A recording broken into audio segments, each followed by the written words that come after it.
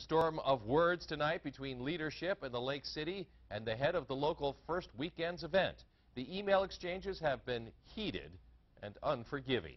WPTZ's David Schneider is live in the studio with that story. David.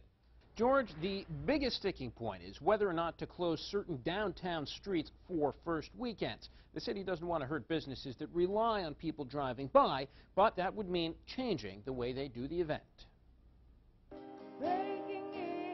As people enjoy a weekend that celebrates the birth of our nation, some say this may mark the beginning of change for First Weekends in Plattsburgh. If it impacts some business negatively, they should be sensitive to that. A war of words has erupted between Tim McCormick, one of the organizers of First Weekends, and Plattsburgh Mayor Jim Callen. The event, held on the first weekend of every month, calls for certain downtown roads, like City Hall Place, to be closed to everyone but pedestrians. The mayor and several city councilors say the closures hurt some businesses and that the event needs to be staged at various locations. That's proving to be a bone of contention between McCormick and the mayor. Callen released an email exchange between the two where Callen states, "I went to you on June 16th to tell you closing City Hall Place is killing downtown. Your first and only reaction was, have you also discussed this with Mayor's Cup and Battle of Plattsburgh?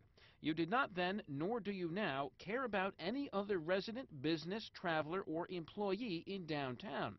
Callen then calls for McCormick's removal as liaison between First Weekend's organization and the city. The mayor, again in an email exchange his office released, goes on to state, effective July 7th, all city employees will be directed to ignore any verbal or written requests that come from you. Toward the end of this email, Callen states, despite your flagrant disrespect and refusal to actually communicate, I remain a supporter of First Weekends and wish to see if it will blossom to its full potential.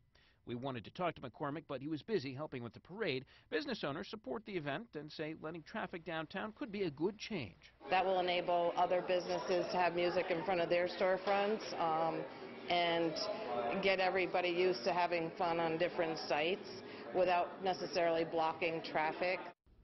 Well, in that email exchange, the mayor did offer an olive branch to the board of First Weekends. He said he'd meet with the board after hours, if need be, during the work week. We'll keep you posted on that. Dave Schneider, News Channel 5.